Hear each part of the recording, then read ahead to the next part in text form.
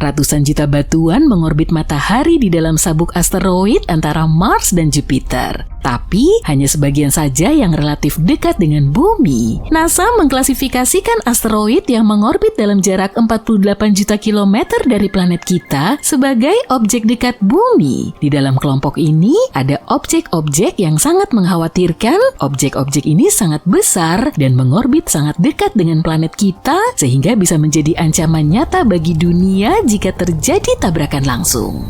Saat ini NASA sedang mengawasi sebuah asteroid bernama Bennu. Asteroid ini objek luar angkasa yang cukup besar yang mungkin akan menabrak planet kita dalam waktu 159 tahun. Menurut para ahli, asteroid yang pertama kali terlihat pada tahun 1999 ini kemungkinan besar akan melayang ke orbit planet kita. Jika itu terjadi, asteroid ini mungkin akan bertabrakan dengan bumi pada tanggal 24 September 2182. Asteroid Bennu diperkirakan lebih tinggi dari gedung Empire State. Jika menabrak planet kita, tabrakan itu akan melepaskan 1.200 megaton energi. Itu jumlah energi sangat besar yang tidak dapat dihasilkan oleh apapun di bumi. Para ilmuwan dari NASA meyakini bahwa saat melintas di abad ke-22, ada kemungkinan kecil asteroid ini akan melewati gravitational keyhole. Ini adalah wilayah antariksa yang bisa mengarahkan penjelajah antariksa ke jalur tertentu yang bisa mengakibatkan asteroid menabrak bumi. Bennu terbang melintasi planet kita setiap 6 tahun sekali. Bennu sudah 3 kali berpapasan dekat dengan bumi pada tahun 1999, 2005, dan 2011. Saat ini para ilmuwan memperkirakan kemungkinan asteroid itu menabrak planet kita pada tahun 2182 sebesar 1:2700. Itu lebih dari 5 kali lipat kemungkinan seseorang tersambar petir. Tapi, meskipun peluang Bennu bertabrakan dengan bumi saat ini cukup kecil, batu antariksa ini masih dikategorikan sebagai asteroid yang berpotensi berbahaya. Semua itu karena Bennu bisa berada sedekat 7,5 juta kilometer dari bumi. Itulah alasan kenapa ia juga diklasifikasikan sebagai objek dekat bumi. Bennu adalah asteroid kaya karbon yang terbentuk pada 10 juta tahun pertama dalam sejarah tata surya. Itu berarti sekitar 4,5 miliar tahun lalu. Tidak heran jika benda angkasa ini menyimpan petunjuk berharga tentang asal-usul dan perkembangan planet-planet berbatu di tata surya, yaitu Merkurius, Venus, Bumi, dan Mars. Lebih hebat lagi, ia mungkin mengandung molekul organik yang mirip dengan molekul-molekul yang sangat penting bagi kehidupan untuk berevolusi. Pada tahun 2020, OSIRIS-REx milik NASA berhasil menyentuh permukaan asteroid tersebut. Wahana ini mengumpulkan sejumlah sampel dan kemudian melontarkannya dari batu antariksa tersebut. Bagi NASA, ini adalah misi pertama semacam ini. Tapi mungkin tidak akan mengejutkan jika Bennu bukanlah satu-satunya asteroid yang harus kita khawatirkan. Asteroid 99942 Apophis adalah benda angkasa lain yang harus kita waspadai. Ini objek dekat bumi dengan diameter sekitar 335 meter, ditemukan pada tahun 2004. Awalnya asteroid ini diidentifikasi sebagai salah satu asteroid paling berbahaya yang pernah terdeteksi.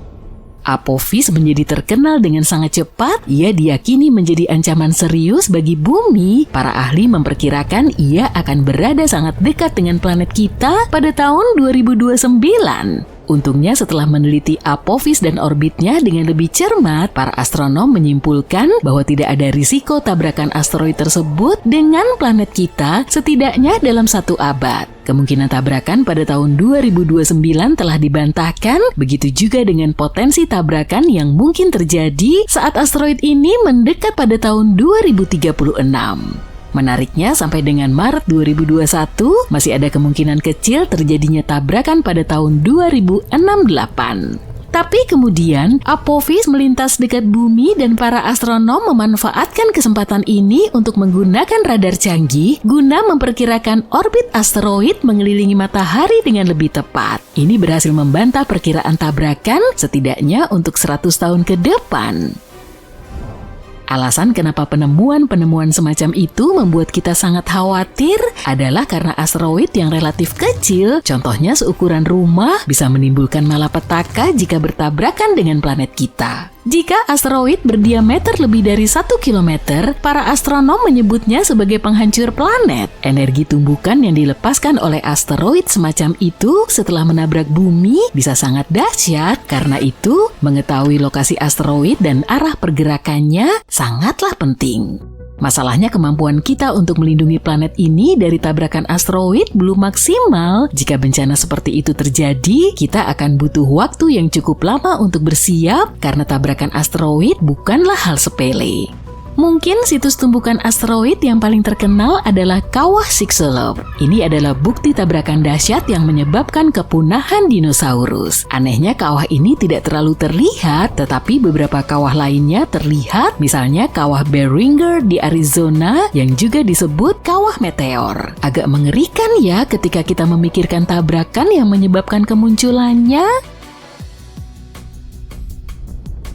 Bagaimanapun kita sekarang tahu bahwa batuan antariksa tidak hanya menghantam bumi, tapi juga bulan, Merkurius, dan Mars. Tidak ada planet batuan di tata surya yang aman dari hantaman asteroid. Karena itu, kita memiliki badan ilmiah yang bertujuan untuk menemukan dan membuat katalog populasi asteroid di tata surya. Mungkin terdengar agak menakutkan, tapi ada sekitar 25.000 asteroid yang berdiameter lebih besar dari 140 meter di dekat orbit planet kita. Batu angkasa seperti itu cukup besar untuk menyapu bersih seluruh kota dari muka bumi. Sejauh ini, kurang dari 50% dari asteroid-asteroid tersebut telah dideteksi dan dilacak. Diperkirakan ada sekitar 230.000 objek yang berukuran sama atau lebih besar dari 49 meter. Objek-objek ini mampu menghancurkan area perkotaan yang padat, tapi kurang dari 8% yang telah terdeteksi. Ada juga puluhan juta objek dekat bumi yang lebih kecil, ukurannya lebih besar dari 10 meter dan bisa menyebabkan kerusakan di permukaan bumi. Sejauh ini, kurang dari 1% dari benda-benda antariksa kecil itu yang sudah ditemukan. Masalahnya, bagian dalam tata surya sangat sulit untuk pencarian asteroid. Setiap malam, hanya ada 2 jendela waktu selama 10 menit di mana para astronom bisa mengamati area tersebut. Semua itu karena cahaya matahari menciptakan cahaya latar belakang yang sangat terang. Ditambah lagi, atmosfer planet kita juga mendistorsi dan mengaburkan pengamatan. Mencari asteroid dalam kondisi seperti itu di luar kemampuan kebanyakan teleskop, dibutuhkan instrumen yang benar-benar unik untuk melakukan tugas ini. Alat pilihannya adalah kamera energi gelap di Observatorium Interamerica Cerro Tololo di Chili. Alat ini tidak dirancang untuk berburu asteroid, para peneliti membuatnya untuk mencari target lain yang sulit dipahami, yaitu energi gelap, kekuatan misterius yang mendorong perluasan alam semesta. Kamera energi gelap bertugas mengamati ratusan juta galaksi, itulah sebabnya bidang pandangnya luas dan dalam. Dengan demikian, kamera ini bisa mengintip jauh ke alam semesta dan menangkap pemandangan yang luas yang membantunya merekam gerakan galaksi dan kondisi di masa awal alam semesta. Tapi ini juga berarti kamera energi gelap sangat cocok untuk melihat asteroid di dekat matahari. Asteroid bagian dalam sangat jarang dan dibutuhkan foto dengan kedalaman tajam karena asteroid tersebut sangat redup. Para ilmuwan harus bisa melawan langit senja yang terang di dekat matahari serta efek distorsi atmosfer bumi. Dan kamera energi gelap bisa membantu mereka mencapai tujuan tersebut. Kamera energi gelap dibuat untuk menjalankan survei energi gelap yang selesai pada tahun 2019. Sekarang para astronom bisa mengarahkan kekuatan kamera ini untuk tugas-tugas lain. Mereka mengklaim survei kamera energi gelap merupakan salah satu pencarian paling sensitif yang pernah dilakukan untuk mencari objek di dekat orbit Venus dan di dalam orbit planet kita. Ini memberi kita kesempatan bagus untuk mengetahui jenis-jenis objek yang bersembunyi di bagian dalam tata surya. Jika asteroid seperti Apophis menghantam bumi, kita akan musnah. Gempa bumi besar akan mengguncang dan tsunami akan membanjiri segalanya. Apophis adalah benda langit berusia miliaran tahun yang sudah ada di tata surya sejak awal pembentukannya. Kalian pasti berpikir seberapa besar kemungkinan batu antariksa raksasa ini akan bertabrakan dengan planet kita pada tahun 2029. Yuk kita cari tahu.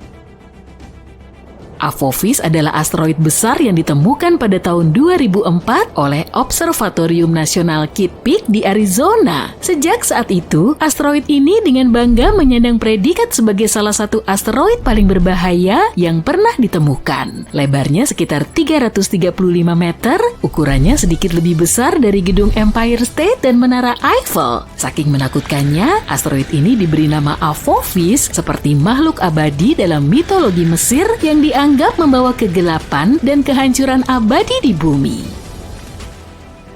Pada tahun 2021, para peneliti memiliki kesempatan sekali seumur hidup untuk mempelajari batu melayang ini ketika melintas di dekat planet kita. Nanti kita akan membahasnya lagi ya. Nah, beberapa ilmuwan mengatakan ada kemungkinan 2,7% Apophis akan menabrak bumi pada Jumat 13 April 2029. Efek Yarkovsky menjadi penyebabnya karena bisa sedikit mendorong batu antariksa ini ke arah bumi. Efek ini berasal dari pancaran foton termal yang tidak merata oleh benda langit yang berputar yang menyebabkan adanya gaya yang diberikan padanya di luar angkasa. Foton yang dipancarkan ini memiliki momentum dan memainkan peran penting dalam membentuk dinamika benda tersebut. Asteroid memiliki dua sisi, gelap dan terang, seperti halnya bulan. Sisi terang menghadap matahari dan lebih hangat daripada sisi gelap, tapi benda ini juga berputar sehingga sisi-sisinya terus berubah arah dan suhu. Perubahan ini bisa merugikan karena sedikit mendorong Apophis ke arah bumi.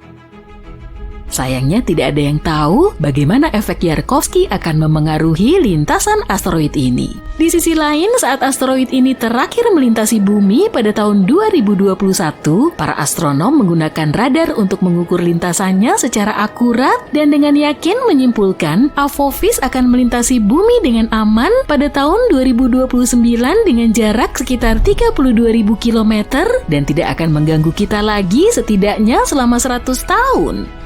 Umumnya, setiap 80.000 tahun, planet kita dihantam bintang jatuh yang memiliki dimensi serupa dengan Apophis. Terakhir kali kita dihantam meteor yang ukurannya sedikit lebih kecil adalah pada tahun 2013. Sebuah wahana antariksa baru yang dikembangkan oleh NASA bernama OSIRIS-REx diluncurkan pada tahun 2016 untuk mengumpulkan sampel dari benda langit lain yang tidak terlalu menakutkan, yaitu Bennu. 4 tahun kemudian, pesawat ini akhirnya tiba di sana, mengambil beberapa sampel, mengucapkan selamat tinggal pada Bennu, dan mulai melakukan perjalanan kembali ke bumi. Sampel-sampel tersebut disimpan dengan aman di dalam kapsul yang dijatuhkan di Utah. Sejauh ini, sampel ini merupakan yang paling signifikan yang pernah diambil dari sebuah asteroid. Setelah pengiriman, wahana antariksa ini tidak membuang waktu dan mulai mengejar Apophis. Kini OSIRIS-REx telah berganti nama menjadi OSIRIS-APEX dan saat ini sedang mengejar Apophis. Jika beruntung, pada tanggal 2 April 2029, saat asteroid tersebut melintas di dekat bumi, wahana antariksa ini akan mencapai Apophis dan mendarat di sana. Wahana ini akan berada di Apophis selama 18 bulan, mengumpulkan informasi berharga, serta memotret ribuan foto. Asteroid ini akan dipantau dengan bantuan teleskop canggih. Pada suatu titik, Apophis akan berada terlalu dekat dengan matahari dan kemudian seluruh tugas pemantauan akan dilakukan oleh OSIRIS-APEX. Jika kamu tinggal di Eropa, Asia Barat, atau Afrika, kamu adalah salah satu orang yang beruntung karena akan mendapat kesempatan sekali seumur hidup untuk melihat Apophis dengan mata telanjang. Apophis akan terlihat di langit di wilayah-wilayah tersebut pada tahun 2029 dan mereka yang memiliki teleskop akan dapat melihatnya sekali lagi pada tahun 2036. OSIRIS-APEX pasti akan menghadapi kendala karena asteroid ini memiliki kerak yang tebal dan wahana ini tidak akan bisa mengumpulkan data semudah saat mengamati Bennu. Osiris Apex memiliki pendorong unik yang akan menerbangkan semua debu dari Apophis saat mendarat, dan ini akan menjadi kesempatan bagus untuk menganalisis permukaan asteroid dan mengetahui apa saja unsur penyusunnya. Wahana ini akan menghabiskan 1,5 tahun untuk memetakan asteroid tersebut dan mencoba mendeteksi perubahan bentuknya. Seluruh penelitian ini akan menunjukkan bagaimana benda langit itu bergerak sehingga kita bisa merancang rencana yang lebih baik untuk melindungi bumi dari benda-benda langit serupa. Pada tahun 2025, NASA juga akan meluncurkan misi Apophis Pathfinder, dan ini akan menjadi pesawat antariksa pertama yang menyentuh asteroid ini. Pesawat ini akan mendarat kira-kira setahun setelah peluncurannya. Selain itu, NASA juga mengusulkan untuk mengirimkan sekumpulan pesawat kecil ke luar angkasa untuk membantu manusia mengembangkan taktik perlindungan yang efektif terhadap serangan asteroid. Kita tahu bahwa Apophis berasal dari sabuk asteroid utama antara Mars dan Jupiter. Dalam jutaan tahun terakhir, benda langit ini telah berubah lintasan karena pengaruh gravitasi Jupiter yang cukup besar. Sekarang tampaknya dia lebih condong ke arah matahari, yang berarti asteroid ini sangat dekat dengan bumi. Itulah sebabnya asteroid ini diklasifikasikan sebagai benda langit di dekat bumi. Banyak tes dan penelitian telah dilakukan untuk menemukan cara menghadapi asteroid. Beberapa solusi termasuk mengebor dan meledakkan benda angkasa itu dari dalam atau menguji teknologi baru seperti memasang roket pada asteroid dan mencoba mengarahkannya menjauhi bumi. Kita juga bisa menabraknya dengan sesuatu yang bergerak dengan kecepatan tinggi untuk mengubah arahnya. Apophis adalah asteroid tipe S yang terbentuk dari batuan dan logam seperti besi dan nikel dan berbentuk seperti kacang. Dia bisa memberitahu kita banyak hal tentang masa lalu dan mungkin masa depan. Pengambilan sampel dari objek luar angkasa ini bisa mengungkap bagaimana kehidupan di bumi dimulai dan bagaimana tanaman muncul. Ada banyak teori yang menyatakan bahwa air muncul di planet kita melalui asteroid atau komet. Asteroid bagaikan kapsul waktu yang tak ternilai harganya. Tidak seperti batuan di bumi yang telah mengalami banyak perubahan seperti erosi, sebagian besar benda langit masih utuh dan lebih mudah dipelajari. Saat meteor jatuh ke bumi, meteor-meteor itu tertutup puing-puing yang tidak mungkin dibersihkan. Itulah kenapa mempelajari Apophis ketika masih berada di luar angkasa sangatlah penting. Selain itu, sebagian asteroid terbuat dari logam berharga seperti platina. Saat ini kita memiliki kebutuhan yang tinggi akan logam yang kita gunakan dalam produksi, dan menambang logam di bumi cukup sulit. Satu meteor besar saja bisa mengandung besi, nikel, emas, dan platina yang cukup untuk kita gunakan selama jutaan tahun. Jika Apophis memiliki jumlah logam sebanyak itu, kita pasti ingin memecahnya dan membawanya kembali ke bumi, kan? Satu batu antariksa bisa bernilai kuadriliunan dolar yang menjadikan penambangan antariksa sangat menguntungkan. Dan tetap saja, biaya yang harus dikeluarkan untuk membawanya kembali ke bumi akan lebih mahal daripada menggali bahan-bahan tersebut di sini. Seiring kemajuan teknologi dan pengembangan jenis roket baru, hal ini mungkin saja terjadi di masa depan. Meskipun kita aman selama 100 tahun ke depan dari Apophis, kamu mungkin masih ingin tahu apa yang akan terjadi jika asteroid ini benar-benar menabrak. Pasti kamu ingin tahu, kan? Pertama, kamu akan mendengar suara hantamannya dan mengetahui apa yang terjadi meskipun berada bermil-mil jauhnya. Sebaiknya segera tinggalkan rumah atau apartemenmu. Tak lama setelah tabrakan, gempa bumi besar akan terjadi dan banyak gedung tinggi akan runtuh. Jadi menjauh dari kota mungkin jadi opsi terbaik kalau kamu punya pilihan. Tapi jangan pergi dengan mobil ya, akan ada kemacetan lalu lintas yang sangat parah dan semua orang akan panik. Berjalan kaki atau bersepeda adalah pilihan terbaik dalam skenario ini. Pilihan transportasi terbaik adalah naik pesawat. Jadi kalau sudah lama ingin punya lisensi pilot, sekarang kamu punya alasan yang bagus. Kalau sempat, bawalah makanan ringan dan air serta sepasang kaos kaki tambahan. Tinggal di tepi laut atau samudra memang menyenangkan, tapi dalam skenario ini, itu adalah tempat terburuk karena gelombang tsunami raksasa akan menghantam garis pantai setelah terjadi tabrakan. Jika kamu tinggal jauh dari daerah yang terkena dampak, tsunami mungkin perlu waktu 30 jam untuk menjangkaumu. Jadi kamu akan punya sedikit waktu untuk bersiap-siap. Bayangkan asteroid yang penuh logam mulia yang bisa membuat setiap orang di bumi menjadi miliarder. Itu bukan fiksi ilmiah, itu adalah 16 Psyche, sebuah batu angkasa metalik besar yang mengorbit matahari di antara Mars dan Jupiter. Bukan hanya luar biasa karena nilainya yang diperkirakan mencapai 10 kuintillion dolar, angka yang mengerdilkan ekonomi global berkali-kali lipat. Ia juga memberi petunjuk tentang pembentukan planet, terutama planet batuan seperti bumi. Pada Oktober 2023, NASA meluncurkan pesawat ruang angkasa Psyche. Misi ini menjelajahi harta karun kosmik ini. Wahana akan tiba di asteroid tersebut pada Agustus 2029, dan para astronot berharap ini akan memberi kita wawasan tidak hanya tentang kekayaan asteroid yang berkilauan, tapi juga cara planet-planet terbentuk dan berevolusi di tata surya. Tapi apa yang membuat Psyche unik? Ditemukan pada 1852 oleh astronom Italia, asteroid ini merupakan asteroid ke-16 yang berhasil diidentifikasi. Sesuai namanya, ia menonjol di antara jutaan batu angkasa di sabuk asteroid karena satu alasan utama, komposisi logamnya. Meskipun sebagian besar asteroid berbatu atau es, Psyche tampaknya sebagian besar terbuat dari besi, nikel, dan bahkan mungkin emas dan logam langka lain. Dengan lebar sekitar 278 km, asteroid ini bukan asteroid terbesar. Ia mudah dikerdilkan oleh asteroid lain seperti Ceres. Namun, ukurannya tetap mengesankan. Bagaimanapun luas permukaannya 165.000 km persegi, sama dengan luas negara bagian Florida. Para astronom menduga antara 30% hingga 60% permukaan asteroid terdiri dari logam mulia. Mereka juga menduga batu angkasa ini mungkin merupakan inti planetesimal yang terpapar.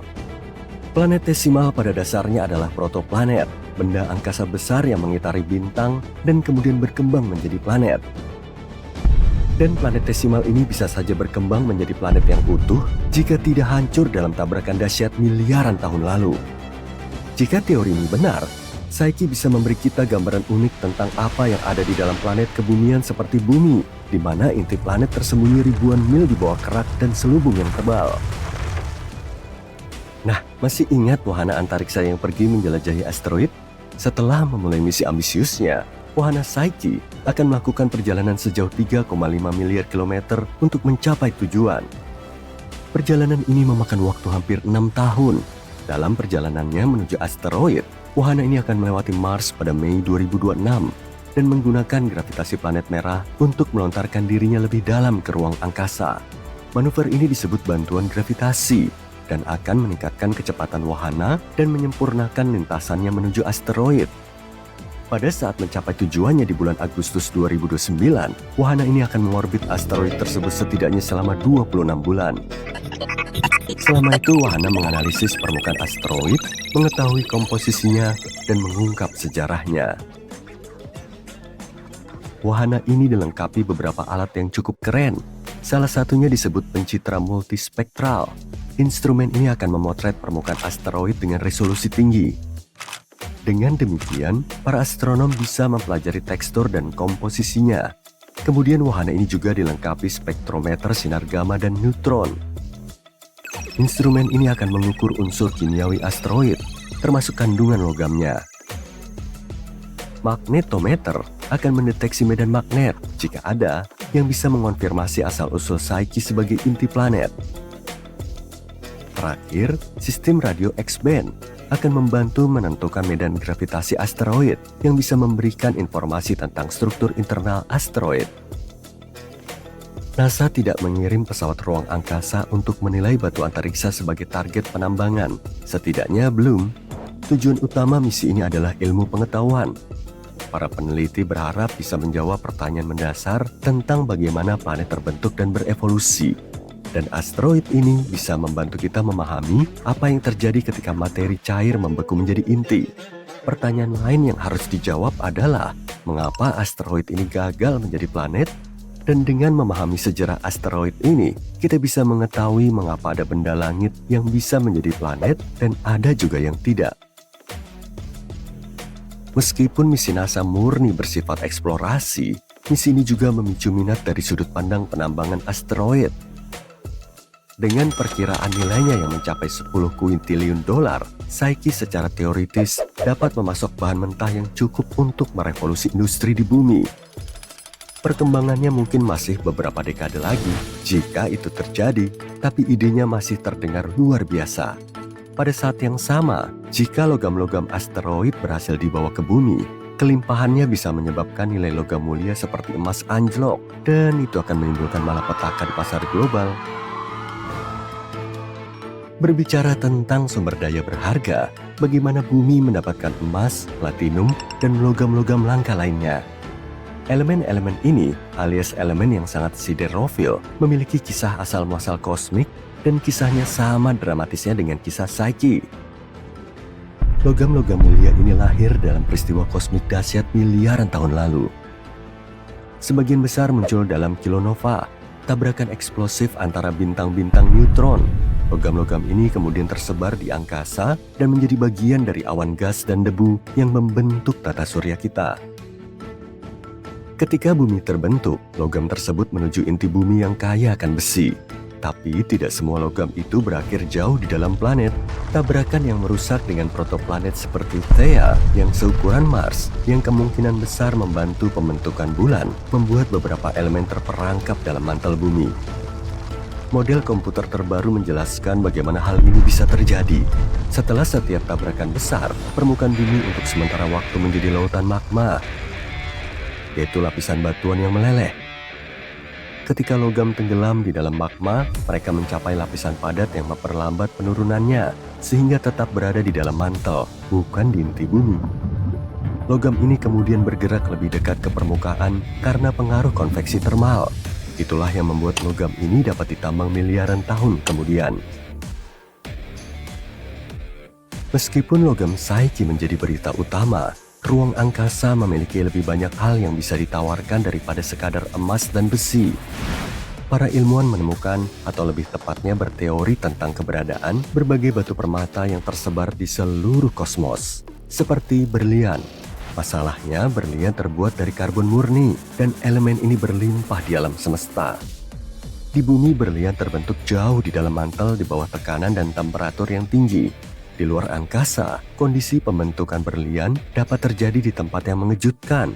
Sebagai contoh, berlian nano, yang merupakan berlian sangat kecil, ditemukan dalam meteorit. Kadang-kadang meteorit mengandung gas yang memberi kita petunjuk tata surya awal. Para ilmuwan percaya bahwa mungkin akan terjadi hujan berlian di planet es raksasa, Neptunus dan Uranus. Di sana tekanan tinggi memampatkan karbon menjadi bentuk kristal. Para peneliti juga memperkirakan eksoplanet di tata surya lain mungkin memiliki batu permata seperti batu rubi dan safir, tergantung pada ukuran dan kedekatannya dengan bintang induknya. Bahkan bulan bumi juga memiliki mineral kosmik. Para ilmuwan menemukan beberapa jejak zirkonia kubik. Di bebatuan bulan. Jadi ruang angkasa mungkin menyimpan lebih banyak harta karun daripada yang kita bayangkan. Mari kita kembali ke misi Psyche. Misi ini mungkin tidak hanya mengungkap potensi sumber daya ruang angkasa, tapi juga menggarisbawahi masalah yang mungkin kita hadapi saat menanganinya. Sebagai contoh, menambang asteroid akan membutuhkan penggunaan robot otonom, mesin yang mampu beroperasi di lingkungan luar angkasa yang keras. Selain itu, kita juga membutuhkan sistem transportasi efisien untuk membawa material kembali ke bumi atau memprosesnya di orbit. Kita harus memastikan aktivitas penambangan tidak merusak ekosistem atau lingkungan luar angkasa. Ada juga masalah hukum dan etika, seperti Perjanjian Luar Angkasa tahun 1961. Perjanjian ini melarang negara manapun untuk mengklaim kedaulatan atas benda angkasa. Namun dengan masuknya perusahaan swasta ke dalam bidang antariksa, perdebatan mengenai kepemilikan dan pembagian sumber daya semakin memanas. Dan membawa logam dalam jumlah besar ke bumi bisa mengacaukan pasar global. Jadi para ahli menyarankan agar sumber daya antariksa lebih baik digunakan di luar angkasa untuk membangun habitat, satelit, dan pesawat ruang angkasa. Tapi terlepas dari apakah kita akan menambang 16 Psyche atau tidak, Penjelajahannya akan mengajarkan lebih banyak hal tentang tata surya awal dan proses yang membentuk planet kita. Pada 1 Desember 2024, wahana ini menuju asteroid tersebut mengikuti orbit mengelilingi matahari. Perjalanannya tidak hanya menjanjikan untuk memperdalam pengetahuan kita tentang alam semesta, tapi juga mendefinisikan kembali apa yang mungkin bagi manusia ketika kita menggapai bintang-bintang. Asteroid yang berterbangan kadang mirip seperti permainan bola dodgeball yang sengit, di mana kita tidak pernah tahu kapan asteroid-asteroid itu akan menuju ke arah kita. Jadi, kita hanya bisa melacak situasinya dan berharap yang terbaik. Untuk mengetahui resikonya, para ilmuwan dari berbagai organisasi harus mempelajari posisi dan lintasan asteroid yang mendekati bumi, terutama yang lebarnya paling tidak 1 km. Kabar baiknya, tidak ada satupun asteroid yang akan menabrak bumi dalam waktu 1000 tahun ke depan. Untuk memberikan gambaran tentang kekuatannya, para ilmuwan melakukan percobaan guna mensimulasikan dampak dari tabrakan asteroid raksasa. Energi yang dilepaskan dari tabrakan itu akan mencapai 100.000 megaton. Itu sama dengan meledakkan 15.000 ton dinamit. Selain itu, jika asteroid sebesar itu menabrak kita, bumi akan mendingin secara signifikan karena semua puing-puingnya akan masuk ke atmosfer dan menghalangi sinar matahari. Tumbuhan tidak akan bisa mendapatkan bahan bakar dalam kasus ini, jadi kita semua akan berada dalam masalah, baik manusia maupun hewan. Untungnya, tabrakan asteroid raksasa seperti itu sangat jarang terjadi. Semakin besar sebuah asteroid, semakin lama waktu yang dibutuhkan untuk bertabrakan dengan bumi.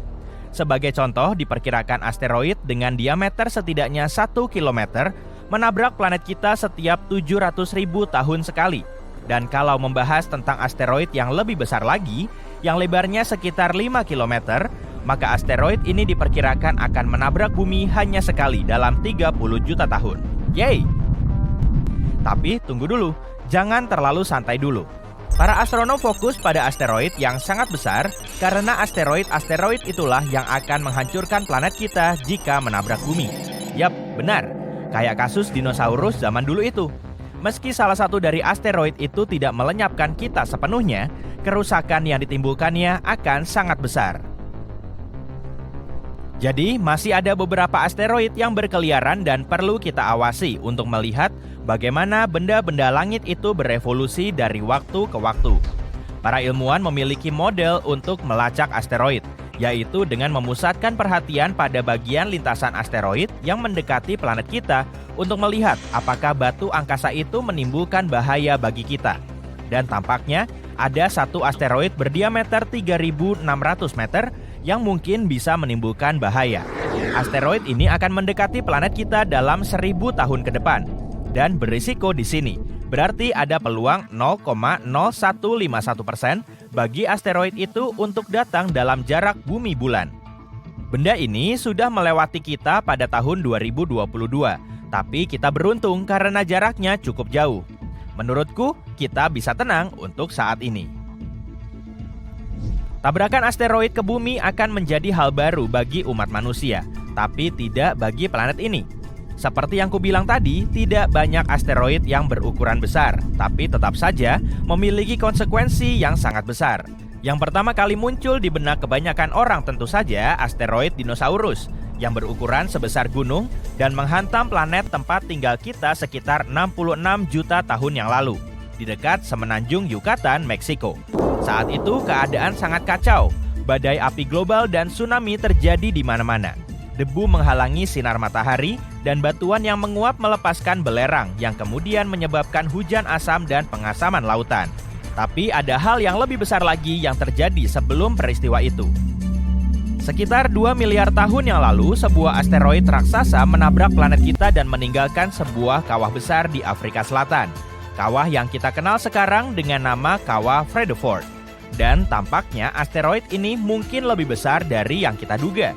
2 kali lebih besar dari batu angkasa yang memusnahkan dinosaurus. Kawah Fredeford dikonfirmasi sebagai kawah terbesar yang terlihat di bumi, dengan diameter sekitar 159 km.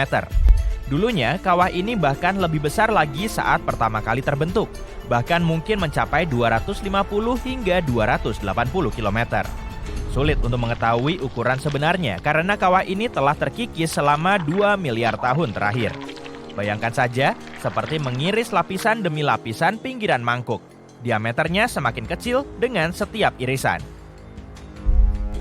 Ketika asteroid selebar 12 km yang memusnahkan dinosaurus menghantam bumi sekitar 66 juta tahun yang lalu, asteroid tersebut menyebabkan kehancuran besar-besaran, kebakaran hutan, hujan asam, tsunami, dan begitu banyak abu dan debu yang mengubah iklim bumi.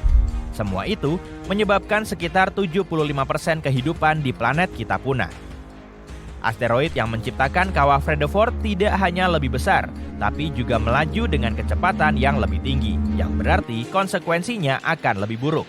Tapi itu sudah lama sekali terjadi, dan makhluk hidup saat itu berbeda. Mungkin ada beberapa bakteri yang tidak menyadari bahwa sesuatu yang tidak biasa sedang terjadi. Bumi bukan satu-satunya planet yang mengalami tabrakan. Banyak tabrakan yang terjadi di tata surya. Misalnya, di lingkungan dekat kita.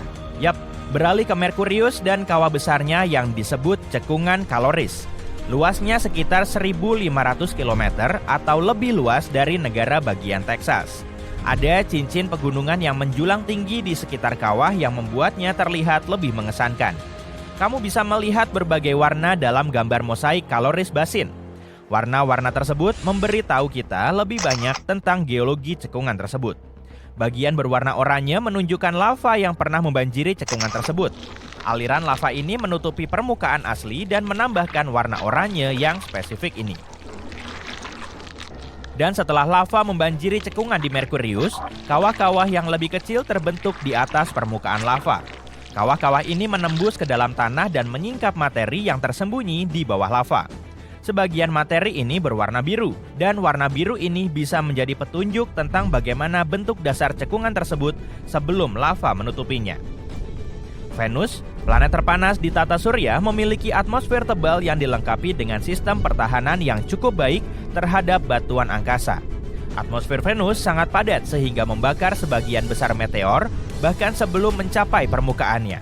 Akibatnya, kamu tidak akan melihat banyak kawah di Venus seperti di planet berbatu lainnya di tata surya. Tapi, Venus masih memiliki beberapa bekas luka yang bisa memberitahu kita tentang dampak serius yang terjadi di sana. Dan salah satu bekas luka terbesar yang kita ketahui adalah kawah Mead. Kawah ini sangat besar, berdiameter sekitar 273 km. Dasar kawah bagian dalam relatif datar dan agak lebih terang dari sekelilingnya. Ada kemungkinan kawah ini terisi oleh campuran batuan yang meleleh setelah tabrakan, dan mungkin juga lava dari aktivitas vulkanik di Venus. Ingin tahu bagaimana rupa bumi tanpa lapisan pelindung yang disebut atmosfer? Lihat saja bulan, permukaannya dipenuhi dengan kawah-kawah bekas tumbukan. Kawah ini adalah salah satu kawah yang bisa dengan mudah kamu lihat di bulan. Ketika melihat bulan purnama, kamu bisa melihatnya sebagai lingkaran yang berbeda dengan sinar terang yang memancar keluar, sedikit di luar pusat di sisi kiri bawah bulan. Kawah dengan lebar 85 km ini memiliki puncak tengah yang indah di tengah-tengah yang diatapi batu besar yang menarik. Ukuran bongkahan batu ini sangat besar, kira-kira separuh dari luas kota di bumi. Kalau membahas tentang kawah, kita pasti tidak bisa meninggalkan Mars.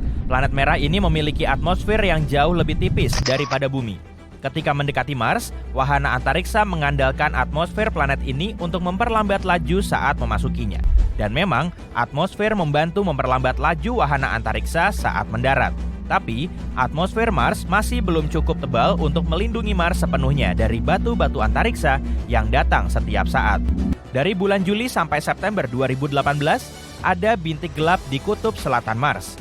Bintik itu terdiri dari dua pola yang berbeda. Sebuah teori mengatakan kalau pola ledakan yang lebih besar dan berwarna lebih terang bisa jadi merupakan hasil tumbukan gelombang kejut yang menjelajahi permukaan es.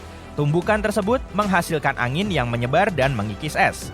Pola ledakan bagian dalam yang berwarna lebih gelap terjadi karena benda yang menabrak berhasil menembus lapisan es yang tipis. Saat menghantam permukaan, benda ini menebarkan pasir dan puing-puing berwarna gelap ke segala arah. Bagaimana perasaanmu soal memasak? Tidak, pasta dan burger terlalu berlebihan. Bagaimana dengan sesuatu yang lebih eksotis? Atau lebih tepatnya, lebih kosmik? Resepnya sederhana. Ajaklah tim astronom yang antusias dan tambahkan beberapa foto lama dari teleskop antariksa James Webb. Aduklah dengan baik, dan kamu akan mendapatkan sejumlah asteroid kecil yang mengejutkan di sabuk asteroid antara Mars dan Jupiter. Lezat! Hal yang menarik dari hidangan ini adalah arah pergerakan beberapa asteroid ini. Karena di jalur mereka ada planet kita yang malang. Apakah kita akan hancur hanya karena kamu memutuskan untuk memasak? Asteroid yang saya bicarakan ini jauh lebih kecil daripada batu angkasa yang memusnahkan dinosaurus, tapi tetap saja bisa menyebabkan kerusakan yang cukup parah. Ukurannya beragam, mulai dari yang sekecil bus sampai yang sebesar stadion. Tetapi bahkan yang kecil pun bisa memberikan dampak yang cukup besar. Mari kita lihat contoh dramatis yang baru-baru ini terjadi. Itu terjadi pada tanggal 15 Februari 2013. Sebuah asteroid kecil dengan lebar hanya puluhan kaki meledak dalam sebuah ledakan udara di atas Chelyabinsk di Siberia, melepaskan sejumlah besar energi. Banyak orang yang menyaksikan dan merekam peristiwa tersebut, dan ini memberikan petunjuk penting bagi para ilmuwan. Model komputer baru membantu para ilmuwan merekonstruksi ukuran, kecepatan, dan dampak meteor Chelyabinsk. Meteor tersebut kemungkinan besar adalah asteroid seukuran gedung 5 lantai yang meledak dari ketinggian 24 hingga 29 km di atas permukaan bumi dengan kekuatan yang sangat besar dan tak tertandingi. Ledakan tersebut menghancurkan jutaan jendela dan melukai lebih dari 1.000 orang. Untungnya, ledakan itu tidak cukup kuat untuk menyebabkan kerusakan yang terlalu parah. Namun, peristiwa itu memberi kita gambaran tentang betapa berbahayanya airburst. Airburst terjadi ketika sebuah objek meledak tinggi di atmosfer, tidak pernah menghantam tanah, tetapi melepaskan energi yang cukup untuk menghancurkan area tersebut. Tapi kembali ke asteroid kecil. Yang paling berbahaya dari asteroid ini adalah mereka lebih sering menabrak bumi dibanding asteroid yang lebih besar, yaitu sekitar 10.000 kali lebih sering. Lebih buruk lagi, ukurannya yang kecil membuat asteroid-asteroid ini lebih sulit dideteksi sebelumnya, sehingga hanya ada sedikit waktu untuk bersiap-siap jika asteroid itu menuju bumi. Sekarang mari kita kembali ke masa lalu. Oh, dinosaurus, terlalu jauh ke masa lalu. Ini dia. Sebuah tim astronom sedang mengembangkan metode khusus untuk menemukan asteroid kecil dalam foto-foto teleskop yang pada awalnya dipotret untuk mempelajari bintang-bintang jauh. Dengan menggunakan metode ini, mereka mengamati ribuan citra JWST dari sistem bintang yang disebut TRAPPIST-1. Sistem ini terletak 40 tahun cahaya jauhnya dan merupakan salah satu sistem yang paling banyak dipelajari di luar tata surya. Ketika menganalisis foto-foto tersebut, mereka menemukan 138 asteroid baru di sabuk asteroid utama, ditambah 8 asteroid yang sudah mereka ketahui sebelumnya. Dan coba tebak, di antara asteroid-asteroid yang baru ditemukan itu, ada 6 yang tampaknya telah terdorong ke jalur yang bisa membawanya lebih dekat ke bumi. Siapa yang melakukannya? Mungkin planet-planet di dekatnya. Apakah mereka menyimpan dendam pada bumi? Yang menarik, para ilmuwan mengira mereka hanya akan menemukan beberapa asteroid baru. Tapi ternyata jumlahnya jauh lebih banyak dari yang mereka perkirakan. Tapi tidak heran, saat ini mereka sedang menjelajahi bagian ruang angkasa yang tidak banyak diketahui sebelumnya. Sekarang, mari kita bahas tentang pahlawan hari ini. Teleskop antariksa James Webb. Teleskop ini sangat baik dalam menemukan asteroid kecil karena dapat mendeteksi panasnya. Asteroid-asteroid ini memancarkan radiasi inframerah yang jauh lebih mudah dilihat daripada cahaya matahari redup yang memantul dari permukaannya. Teknologi ini memungkinkan para ilmuwan menemukan asteroid terkecil yang pernah dilihat di sabuk asteroid utama. Asteroid yang mereka temukan merupakan potongan-potongan yang tersisa dari tabrakan antar batuan angkasa yang lebih besar. Penemuan asteroid-asteroid tersebut membantu para astronom memahami sejarah sabuk asteroid dan meningkatkan metode untuk melacak asteroid-asteroid kecil yang bisa mengancam bumi. Para peneliti berencana untuk menggunakan James Webb untuk mengamati sistem bintang lainnya, setidaknya selama 500 jam. Mereka berharap pekerjaan ini bisa mengungkap ribuan asteroid kecil lainnya di tata surya. Teleskop-teleskop canggih lainnya, seperti Observatorium Vera C. Rubin di Chili, juga akan membantu. Mulai tahun 2025, observatorium ini akan menggunakan kamera digital terbesar di dunia untuk memotret langit selatan setiap malam selama setidaknya 10 tahun. Setiap foto akan mencakup area yang sangat luas di langit, sekitar 40 kali ukuran bulan purnama. Observatorium ini bisa menemukan 2,4 juta asteroid hanya dalam waktu 6 bulan, hampir 2 kali lipat dari jumlah asteroid yang sudah kita ketahui. Baru-baru ini, NASA telah mengidentifikasi 2 asteroid kecil. Kedua asteroid ini akan melintas di dekat bumi pada tanggal 16 Desember 2024. Untungnya, keduanya tidak menimbulkan bahaya bagi planet ini. Asteroid pertama memiliki lebar 21 meter, seukuran pesawat terbang besar, dan melaju dengan kecepatan 17.400 km per jam. Asteroid kedua berukuran sedikit lebih kecil, yakni selebar 17 meter. Namun asteroid ini melaju lebih cepat dengan kecepatan 23.800 km per jam. Tapi hey, meskipun kali ini bahaya telah berlalu, siapa yang tahu apa yang akan terjadi di masa depan? Muhahaha. Mungkin terdengar aneh di zaman sekarang, tapi para astronom dulu tidak terlalu peduli dengan asteroid kecil. Mereka menganggap asteroid-asteroid itu hanya puing-puing ruang angkasa yang menghalangi pengamatan bintang. Bahkan, ada yang menyebutnya parasit langit. Tapi sekarang, cara kita melihat batu-batu kecil di angkasa telah berubah total. Sampai saat ini, kita hanya bisa melihat asteroid yang sangat besar yang lebarnya lebih dari 1,6 km. Yang lebih kecil hanya berbaur dengan gangguan latar belakang pada fototeleskop. Tapi kemudian, muncullah sebuah trik cerdas di mana beberapa foto dari bagian langit yang sama digabungkan, sehingga objek-objek kecil yang redup itu akhirnya tampak menonjol. Data dari teleskop tertentu bersama dengan teleskop antariksa James Webb membantu kita meningkatkan pertahanan planet. Tapi ada yang lebih dari sekedar melindungi planet kita. Mempelajari asteroid-asteroid kecil ini juga mengajarkan kita tentang bagaimana tata surya berevolusi. Jumlahnya sangat banyak, karena asteroid-asteroid ini merupakan pecahan-pecahan dari tabrakan antar batuan angkasa yang lebih besar. Seorang peneliti mengatakan bahwa hal ini seperti melihat data lama dengan cara yang baru. Asteroid-asteroid kecil ini yang biasanya dianggap sebagai sampah antariksa sangat penting untuk memahami tata surya kita dan bahkan mempersiapkan diri untuk menghadapi apapun di masa depan. Di antara ratusan juta batuan yang mengorbit matahari di sabuk asteroid antara Mars dan Jupiter, ada yang sangat mengkhawatirkan. Batu-batu tersebut berada cukup dekat dengan bumi, sehingga cukup mengkhawatirkan. NASA mengklasifikasikan asteroid yang mengorbit dalam jarak 48,28 juta kilometer dari planet kita sebagai objek dekat bumi, dan itu bisa menjadi ancaman serius jika bertabrakan dengan planet kita. Saat ini NASA sedang memantau dengan seksama asteroid bernama Bennu.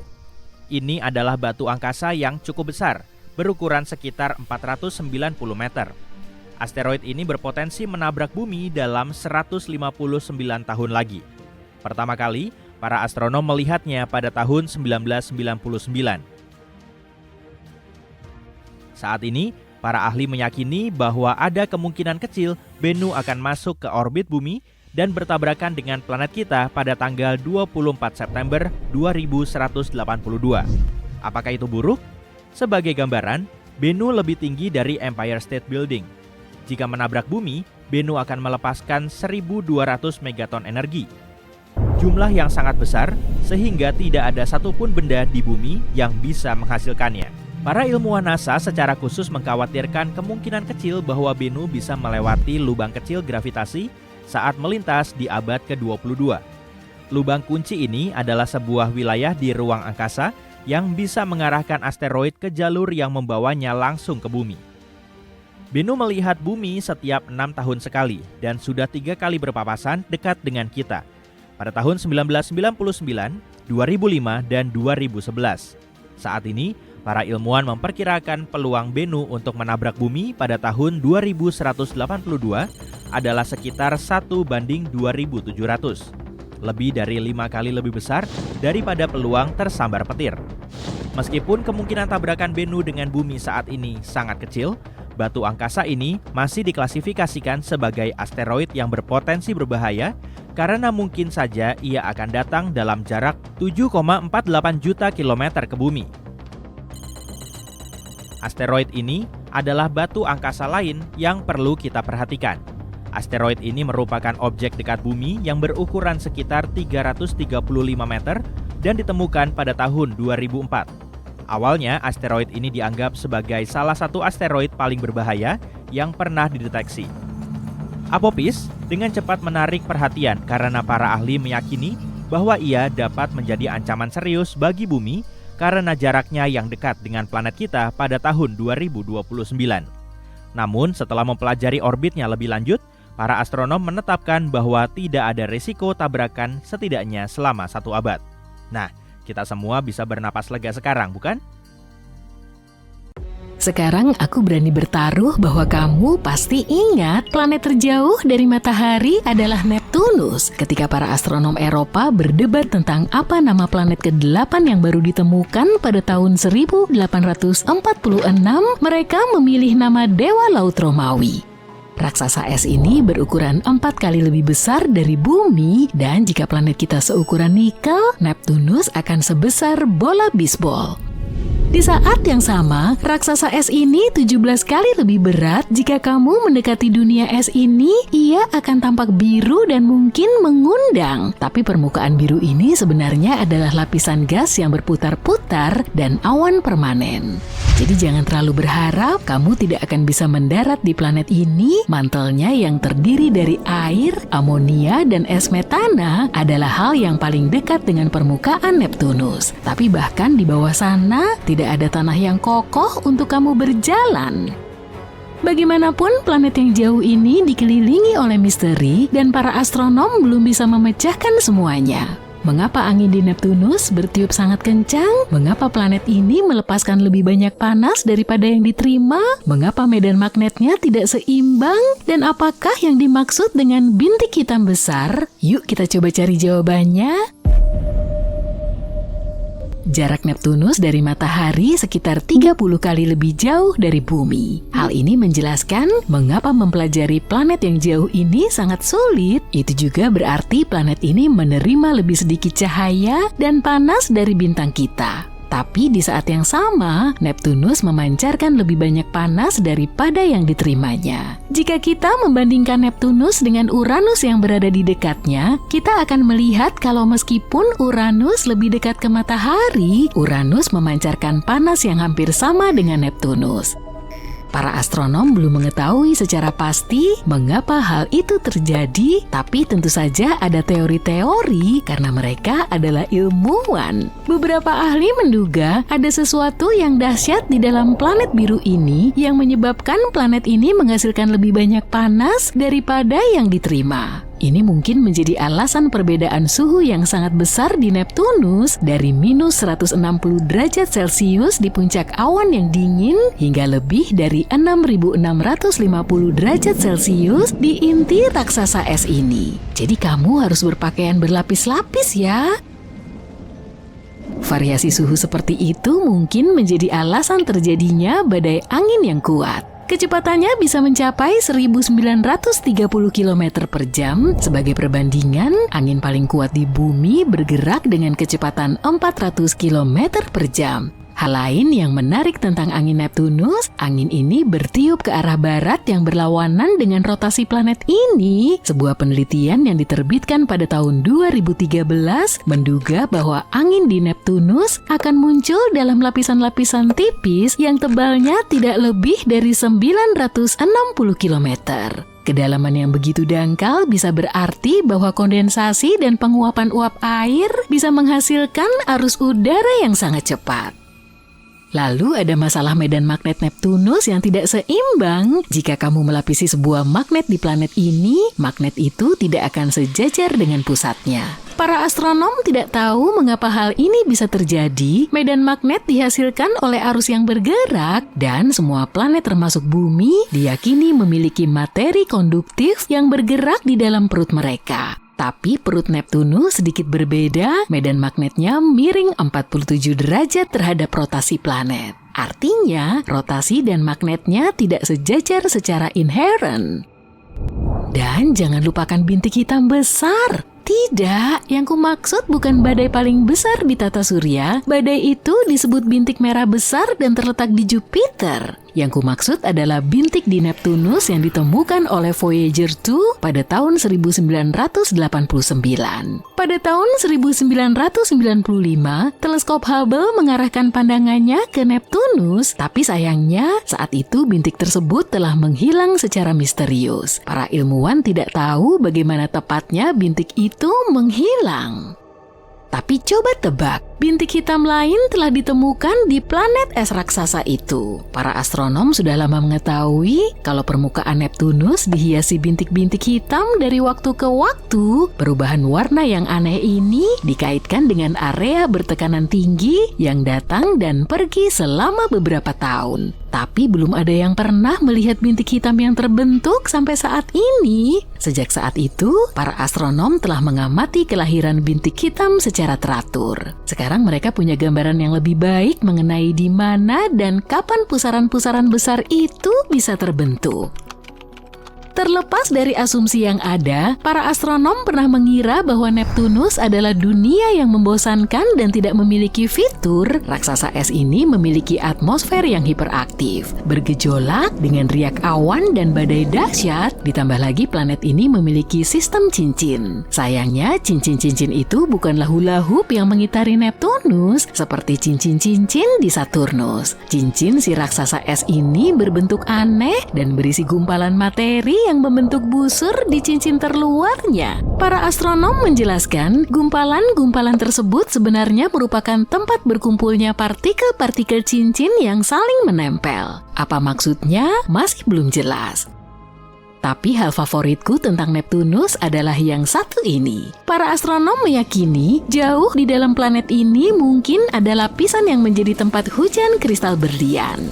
Tekanan dan suhu yang sangat tinggi di dalam Neptunus memecah molekul-molekul metana dan melepaskan karbon. Senyawa karbon ini menemukan sesama molekul dan membentuk rantai panjang yang kemudian saling menempel, membentuk pola kristal yang indah seperti berlian. Ketika formasi berlian ini jatuh menembus lapisan mantel Neptunus, suhu di sana menjadi terlalu panas. Itulah sebabnya mereka menguap, melayang kembali, dan bisa ditebak mengulangi siklusnya. Sekarang kalian jadi tahu kan kenapa disebut hujan berlian. Bagaimana dengan eksperimen yang sedikit menyenangkan? Katakanlah kita meledakkan Neptunus, tentu saja atas nama ilmu pengetahuan. Seperti yang sudah kalian ketahui, planet ini tidak memiliki permukaan yang padat. Itu sebabnya setelah proses peledakan, kalian akan melihat mantel cair Neptunus meledak. Ini akan terlihat seperti balon berisi air yang dilempar dari lantai 50. Disclaimer ya, jangan lakukan ini di rumah ya. Tabrakan itu akan mengirimkan percikan air, amonia, dan es metana keluar angkasa. Ini akan diikuti oleh sisa-sisa lava dari mantel planet yang berbentuk cair dan panas. Lalu akan ada badai batu-batu padat, dan itulah yang akan tersisa dari inti padat Neptunus yang terbuat dari besi dan logam-logam lainnya. Oke, sekarang yuk kita kumpulkan kembali si raksasa es yang cantik ini. Aku punya satu eksperimen lagi untukmu. Kita ganti bulan, satelit kita yang udah tua itu, dengan Neptunus. Planet es raksasa ini tentu saja jauh lebih besar daripada bulan. Planet ini akan tampak seperti balon udara berwarna biru terang di langit. Kita tidak hanya bisa melihatnya di malam hari, tapi juga di siang hari. Planet ini akan tampak 15 kali lebih besar dari matahari. Jika segala sesuatunya tetap sama, gerhana matahari akan terus berlangsung selama berabad-abad. Begitu matahari menghilang di balik Neptunus, planet kita akan berada dalam kegelapan total selama tidak kurang dari 1,5 jam. Dan karena Neptunus juga jauh lebih masif daripada bumi, maka gaya tarik gravitasinya jauh lebih kuat. Itu sebabnya alih-alih memiliki pendamping dan pelindung yang kuat, planet kita justru akan menjadi satelit bulan Neptunus. Satelit ini akan mengorbit Neptunus sedikit lebih jauh dari bulan terbesarnya Triton dan akan ada risiko besar bumi bertabrakan dengan benda angkasa ini. Tapi anggaplah kita cukup beruntung untuk tidak berpapasan dengan salah satu satelit Neptunus. Meskipun demikian, kita akan mengalami lebih dari cukup masalah. Pasang surut di planet kita akan menjadi 1000 kali lebih kuat daripada yang disebabkan oleh bulan. Gaya gravitasi Neptunus tidak akan membuat bumi terpecah, tapi akan membuat planet kita memanas. Sepertinya kita butuh lebih dari itu ya. Aktivitas seismik akan meningkat, memicu gempa bumi serta letusan gunung berapi. Kedengarannya meresahkan, jadi kita biarkan saja Neptunus tetap berada di tempatnya sekarang. Aku baik-baik aja kok dengan si bulan tua yang baik itu. Sekarang kita sudah selesai dengan eksperimen, tapi dengarkan aku, di luar orbit Neptunus ada sabuk Kuiper yang misterius yang penuh dengan benda-benda es yang sangat besar. Hal yang paling membuat penasaran dari formasi ruang angkasa ini adalah para ilmuwan tidak bisa menjelaskan pola pergerakannya. Satu-satunya penjelasan yang mereka miliki adalah Neptunus mungkin menyembunyikan planet besar lainnya dari pandangan kita. Apakah mereka bersekongkol? Planet hipotetis ini sudah diberi nama Planet 9. Dan kita tinggal menunggu sampai keberadaannya dikonfirmasi atau tidak.